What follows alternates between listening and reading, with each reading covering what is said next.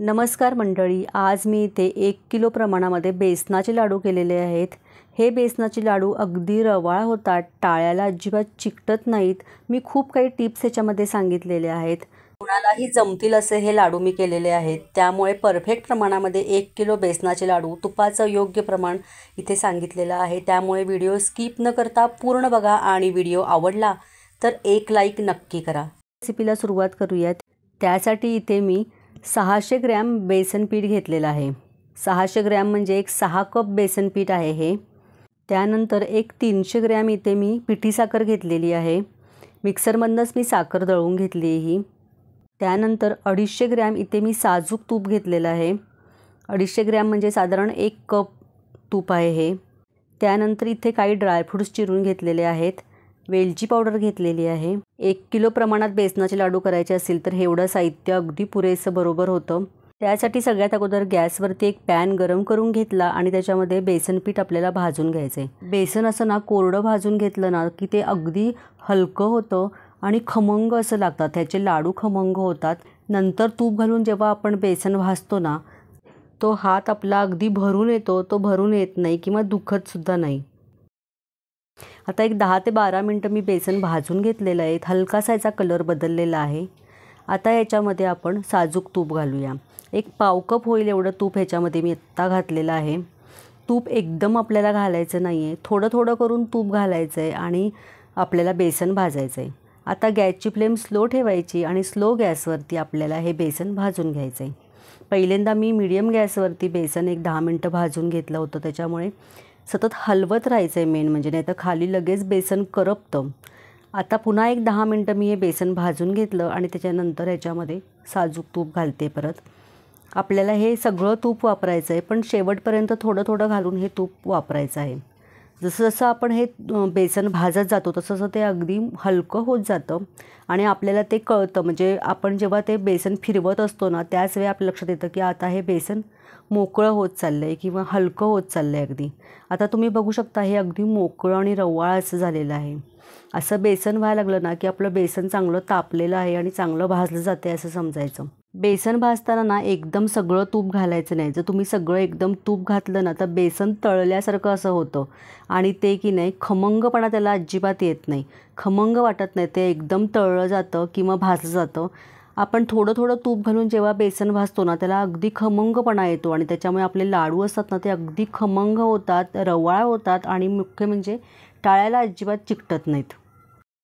आता पुन्हा याच्यामध्ये मी तूप घातलेलं आहे आणि तूप घातल्यानंतर पुन्हा हे बेसन भाजून घेते।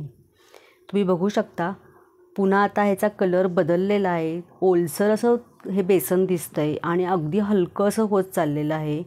तूप ह्याच्यावरचं रिलीज होत चाललेलं आहे। असं व्हायला लागलं म्हणजे समजायचं की आपलं बेसन आता भाजत आलेलं आहे आणि असा जर गोळा जर ह्याचा झाला तर बेसन पूर्णपणे भाजत होत आलं आहे असं समजायचं। आता एक 20 मिनटं होऊन गेलेली आहेत बेसन भाजून आणि मस्त बेसन भाजलेल्याचा खमंग असा वास पण सुटलेला आहे आणि हे बेसन अगदी हलकं हलकं झालेलं आहे आणि वरती तुम्ही पाहू शकता हे बघा तूप किती असं मस्त रिलीज होत चाललेलं आहे। असं तूप रिलीज व्हायला लागलं आणि बेसन फिरवताना असं हलकं व्हायला लागलं म्हणजे आपलं हे बेसन परफेक्ट असं भाजून तयार झालं आहे असं समजायचं। ह्यापेक्षा जास्त आपण आता हे बेसन भाजायचं नाही। तुम्ही बघू शकता हे बघा अगदी हे व्यवस्थित तयार झालेलं आहे। एवढं हे आता परफेक्ट आपलं झालेलं आहे। आता ह्याच्यामध्ये दूध घालायचं। मी इथे एक 2 ते 3 चमचे ना दूध घातलेलं आहे। दूध घातल्यामुळे काय होतं एक्स्ट्राचं जे तूप असतं ना ते कमी होतं आणि हे रवाळ असे होतात बेसनाचे लाडू आपले। पीठ अगदी रवाळ होऊन येतो, टाळ्याला मेन म्हणजे चिकटत नाहीत असं केल्यामुळे। आता हे बेसनाचे लाडूमध्ये दूध घातल्यानंतर पुन्हा मी 1-2 मिनटं चांगलं हे परतून घेतलेलं आहे। मला हे संपूर्ण बेसन भाजण्यासाठी एक टोटल अर्धा तास लागला बरोबर। मी अगदी स्लो गॅसवरती हे सतत हलवत अर्धा तास बेसन भाजून घेतलेलं आहे। मस्त खमंग असायचा वास सुटलेला आहे। गॅस आता बंद करायचा। कढईमध्ये हे बेसन जास्त वेळ ठेवायचं नाही, नाही तर लगेच ते कलर बदलतो, काळपट कलर होतो अगदी। परातीमध्ये इथे काढून घ्यायचं आहे आणि हलकंसं हे थंड करून घ्यायचं आहे आपल्याला आणि तर मी हे पसरून घेते परातीमध्ये म्हणजे ते लवकर थंड होईल। बेसन पीठ इथे थंड झाल्यानंतर ह्याच्यामध्ये पिठी साखर घातलेली आहे आणि त्याचबरोबर ह्याच्यामध्ये वेलची पावडर घालायची आहे आणि त्याचबरोबर इथे मी काही ड्रायफ्रूट्स घातलेले आहेत. इथे मी बदाम आणि काजूचे तुकडे करून घेतले ते घातलेले. तुम्ही इथे कोणतेही ड्रायफ्रूट्स वापरू शकता. आता हे बेसन पीठ आणि पिठी साखर एकत्र एकजीव करून घ्यायचे आपल्याला, पूर्णपणे मिसळून घ्यायचं आहे. गरम असताना ह्याच्यामध्ये पिठी साखर घालायची नाही. गरम असताना जर तुम्ही पिठी साखर घातली तर साखरेला पाणी सुटतं आणि लाडू असतात ना ते व्यवस्थित वळले जात नाहीत. त्याच्यामुळे हलकंसं थंड झाल्यानंतरच ह्याच्यामध्ये पिठी साखर घालायची आपण. आता हे सगळं एकजीव असं मिक्स करून घ्यायचं. काही पिठी साखरेमध्ये गाठी असतील ना तर त्या मोडून घ्यायच्यात आपल्याला. एकसारखं असं पिठी साखर आणि बेसन मिक्स करून घ्यायचं. काही बेसनामध्ये गाठी असतील किंवा पिठी साखरेमधल्या गाठी असतील की नाही त्या सगळ्या एकसारख्या अशा हाताने अशा चोळून घ्यायच्या, म्हणजे त्या की नाही व्यवस्थित फुटल्या जातात, मिक्स होतात आणि एकसारखं आपलं हे पीठ तयार होतं.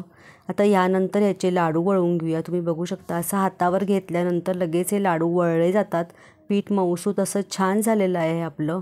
वरतून गार्निशिंगसाठी मी मनुका लावलेला आहे. एका हाताने पहिल्यांदा ह्याची मूठ तयार करून लाडू वळल्यासारखा करायचा आणि नंतर दोन्ही हाताने तुम्ही वळवू शकता. आता मला एका हातानेच लाडू करायची सवय, त्याच्यामुळे मला असे पटपट एका हाताने लाडू करता येतात.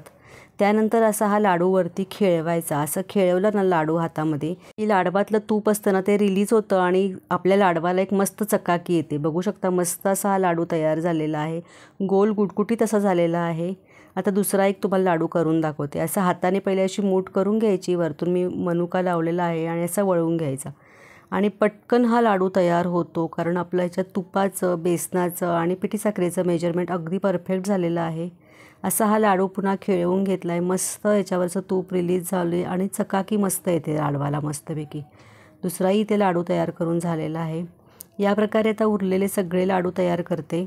असा बेसनाच्या लाडवाचं प्रमाण चुकत नाही किंवा परफेक्ट होतात. पण जर समजा तुमच्या बेसनाच्या लाडवामध्ये तूप जर जास्त झालं तर त्याच्यामध्ये तुम्ही बेसन भाजून मिक्स करू शकता आणि तेवढीच थोडी पिठी साखर त्याच्यामध्ये ॲड करावी लागते. आणि समजा तूप जर कमी झालं तर तुम्ही वरतून पातळसर तूप करून ह्याच्यामध्ये घालू शकता, म्हणजे अगदी लाडू कोरडे असे होत नाहीत. तुम्ही पाहू शकता मस्त आता हा पण लाडू तयार करून झालेला आहे. या प्रकारे उरलेले सगळे मी इथे बेसनाचे लाडू पटकन तयार करून घेतलेत. माझ्या ह्या 1 किलोमध्ये 30 लाडू झाले होते आणि तुम्ही बघू शकता किती मस्त असा हा लाडू तयार झालेला आहे. दिवाळी स्पेशल रेसिपीमध्ये आज आपण इथे 1 किलो प्रमाणामध्ये परफेक्ट असे बेसनाचे लाडू केलेले आहेत. कोणीही सहज बनवू शकेल असे मी परफेक्ट असं प्रमाण सांगितलेलं आहे. तोंडात टाकताच विरघळणारे असे मऊ लुसलुशीत आणि गुटगुटीत असे हे लाडू तयार झालेले आहेत. रेसिपी कशी वाटली नक्की मला कमेंट करून सांगा आणि थोडी जरी आवडली असेल तर नक्की लाईक करा, शेअर करा आणि यूट्यूबवर बघत असाल तर नक्की सबस्क्राईब करा. फेसबुकवर माझा हा व्हिडिओ बघत असाल तर फेसबुक पेजला लाईक करा, शेअर करा आणि फॉलो करा. मस्त आपले हे रवा गोल गुटगुटीत आणि टाळ्याला न चिकटणारे बेसनाचे लाडू इथे तयार झालेले आहेत.